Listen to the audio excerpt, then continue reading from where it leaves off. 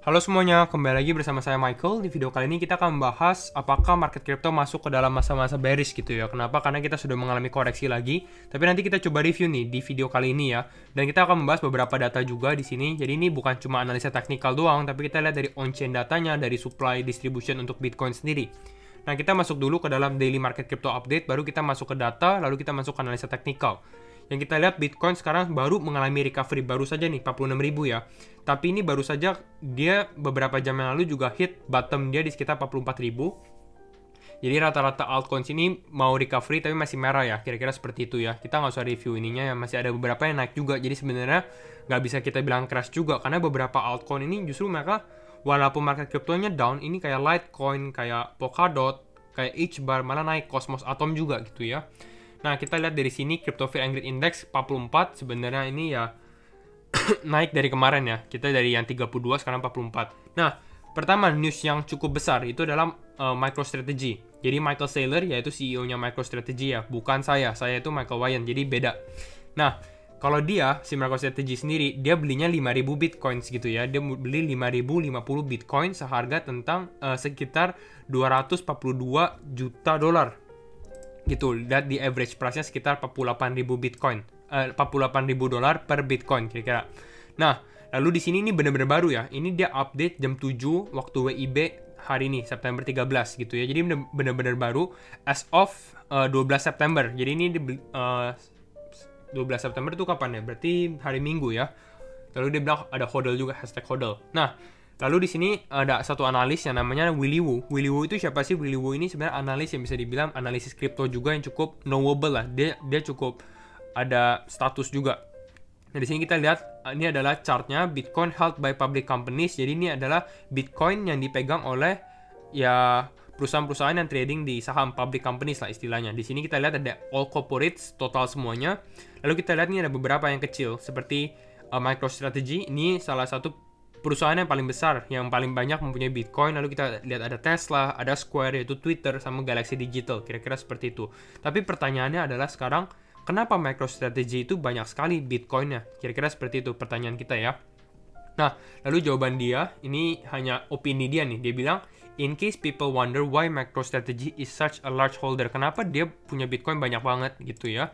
Kalau dia bilang, opini dia adalah MicroStrategy itu hold Bitcoin for many companies. Jadi bukan hanya buat MicroStrategy doang, tapi dia punya Bitcoin itu buat dari holding-holding perusahaan lainnya, karena lebih mudah dari mereka nggak usah report ke SEC dan lain-lain gitu ya. Lalu di sini juga dia bilang looking forward to see end of quarter filings. Kita tahu kita mau mendekati end of kuartal 3 gitu ya. Dan biasanya kan mereka public companies itu harus mengeluarkan report per kuartal juga. Nah, di sini mungkin bakal ada undisclosed corporate buys yang dia beli Bitcoin, sekarang dia harus lapor bahwa perusahaan ini membeli Bitcoin juga. Mungkin itu akan menjadi salah satu sentimen positif untuk Bitcoin. Nah, kita akan membahas sekarang tentang on-chain data, ada 4. Ini cukup penting juga nih. Jadi kalian tahu nih, bukan hanya secara lihat analis teknikal kita turun, tapi kita bisa lihat dari data-data dari supply-nya sendiri gitu ya. Nah, kita mulai dari supply distribution. Yang pertama ini adalah beberapa holder. Kita lihat yang punya 1000 Bitcoin, ini mungkin kita bisa refer as paus atau whale gitu ya, karena mereka punya Bitcoinnya banyak sekali gitu ya. Lalu kita lihat sekarang yang teri atau mungkin ya udang-udang kayak kita yang kecil-kecil yang punya kurang dari 10 Bitcoin. Ini yang warna biru nih. Lalu kita lihat yang warna merah ini seperti public held Bitcoin, yaitu yang dipunyai oleh perusahaan-perusahaan. Nah, kenapa Bitcoin supply distribution ini dibilang bullish? Kenapa dibilang bullish? Karena kita lihat ini paus-pausnya punya holding Bitcoin ini menurun. Oke, itu satu. Lalu yang kedua adalah retail atau yang bisa bilang yang punya kurang dari 10 Bitcoin ini naik. Artinya apa? Bitcoin continues to distribute coins evenly. Jadi distribusinya tuh lebih setara gitu. Jadi kalau misalnya Bitcoin naik, bukan hanya satu pihak yang diuntungkan, bukan kayak yang orang-orang yang punya 1000 Bitcoin ini, mereka yang udah kaya tambah kaya, istilahnya seperti itu ya. Jadi Bitcoin ini seperti ini jadi lebih equal lah.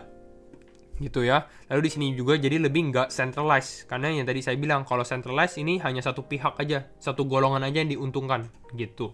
Lalu kita bahas yang kedua.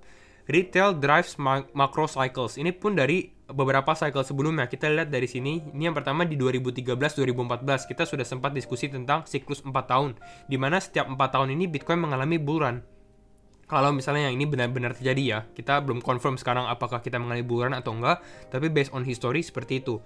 Kita lihat dari yang 2013-2014, kita bisa lihat dari sini nih. Ada dua lingkaran di sini, ini adalah 2013 dan 2014. Lalu di sini yang sendiri ini adalah 2017. Jadi banyak yang bilang juga bahwa cycle kita ini, yang kali ini, itu hampir sama seperti cycle yang sebelumnya, cycle pertama kita. Yang dimana kita mengalami, sebelum kita mengalami satu bulan itu, kita mengalami satu dip juga. Nah, dari sini kita bisa lihat juga bahwa retail ini membeli Bitcoin. Dan pada saat retail membeli Bitcoin, alhasil apa? Kita naik lagi nih. Retail beli Bitcoin di sini, naik lagi. Retail beli Bitcoin di sini, kita masih naik lagi. Nah, kalau misalnya retail beli Bitcoin di sini, artinya apa? Ya kemungkinan besar kita bakal naik lagi kalau menurut data ini. Gitu ya. Lalu kita lihat lagi dari yang ketiga. Whales think coins are cheap right now. Jadi ini paus-paus yang punya 1000 Bitcoin, mereka bilang bahwa Bitcoin ini sekarang lagi murah. Kenapa? Karena kita bisa lihat lagi nih. Dari 2016, di mana ini whales-nya beli Bitcoin di harga seperti ini, gitu ya. Ini naik nih, supply-nya. Ngerti kan? Supply-nya whales naik, lalu harganya juga naik. Kenapa? Karena mereka lihat, wah ini Bitcoin ini masih murah. Kalau murah kita beli, nanti jual. Jualnya di harga lebih mahal kan, seperti itu kan. Nah ini juga sebelumnya. Ini juga kita bisa lihat supply-nya naik, ada increase, harganya juga naik. Supply-nya naik, pelan-pelan, harganya juga naik. Di sini, supply-nya naik, harusnya apa? Harganya juga naik. Kira-kira seperti itu. Makanya ini masih cukup bullish. Kalau misalnya kita dari on-chain data ini. Lalu kita lihat yang keempat. Ini Bitcoin supply distribution by participants. Ini dari corporates yang tadi kita bilang yang pertama nih kayaknya. Corporates public held Bitcoin. Lalu kita lihat dari exchanges seperti centralized kayak Binance, mungkin kayak Indodax. Tergantung nih kalian pakai yang mana gitu ya.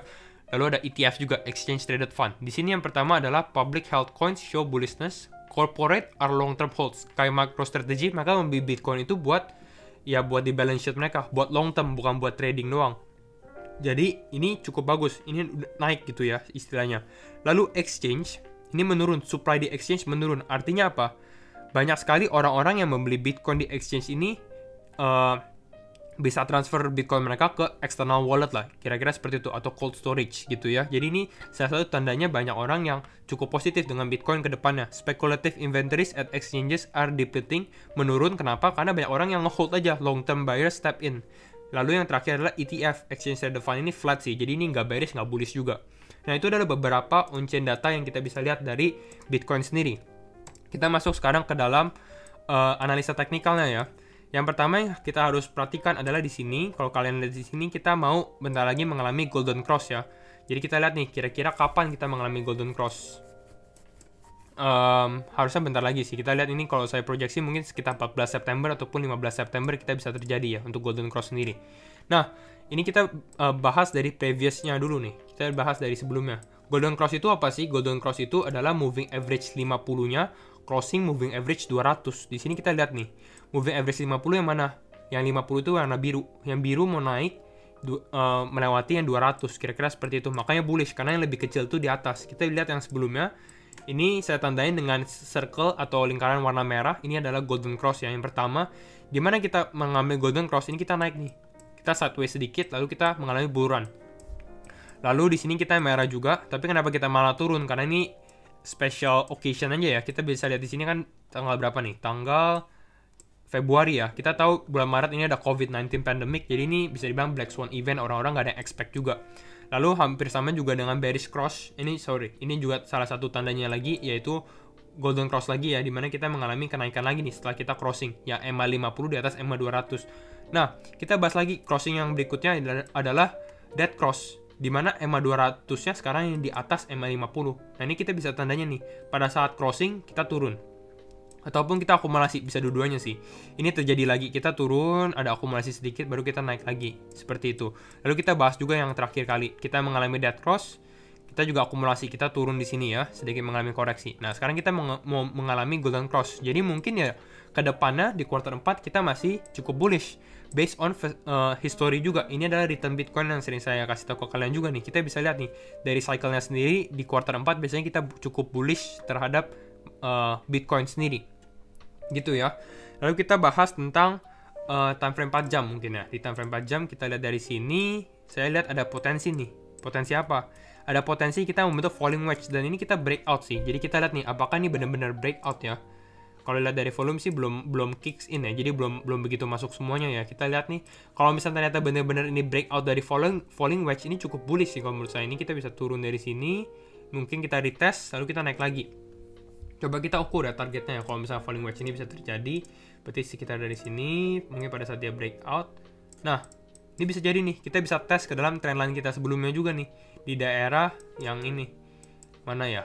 Nah, trendline ini kita bisa di sini kan cukup valid ya, trendline ini. Jadi support banget nih trendline-nya. Nanti kalau misalnya benar-benar kita breakout, kita bisa tes ke 48.000 dalam beberapa hari ke depan. Masih masuk akal sih kalau menurut saya dengan seperti ini ya. Kalau kita bisa tes di sini, nah ini penentuannya nih. Apakah kita bisa break masuk ke dalam trendline yang sebelumnya, ataukah kita malah ke-reject di dalam resistance sendiri gitu. Jadi ini masih momen penentuan. Tapi untuk kedepannya kalian tahu lah, dari on-chain data kalian lihat sendiri, kalau saya masih cukup bullish lagi untuk Bitcoin ya. Apalagi yang kita bisa bahas ya, mungkin kita bahas tentang bentar ya, kita bahas tentang zone-nya juga nih, karena saya lihat juga cukup ada similarities, di mana mungkin kita matikan volume dulu, di mana kita bisa lihat dari sini mana zone ya, parallel channel di sini. Nah, kita lihat dari sini. Sebelumnya sebenarnya kita juga udah, pada saat kita mengalami koreksi di sini kita mengakumulasi gitu ya.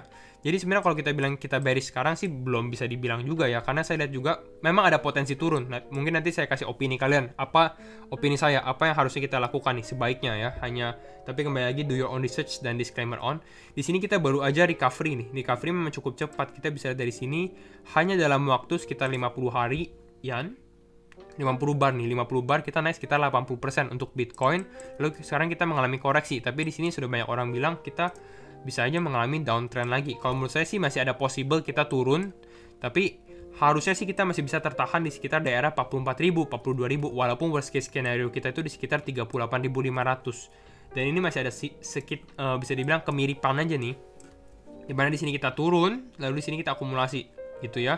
Hampir sama juga di sini, tapi mungkin kita harus zoom ke dalam time frame 4 jam. Jadi kayak bisa kita bayangkan seperti ini juga nih. Kita turun, terus kita akumulasi nih. Tandanya adalah bagaimana kalau kita bisa breakout dari sini. Kita sendiri sih sudah ada proyeksi kan dengan falling wedge ini. Kalau misalnya kita bisa breakout, mungkin ini tandanya kita bisa mengalami bullish lagi dalam minggu-minggu mendatang. Kira-kira seperti itu. Jadi ya ini aja opini dari saya.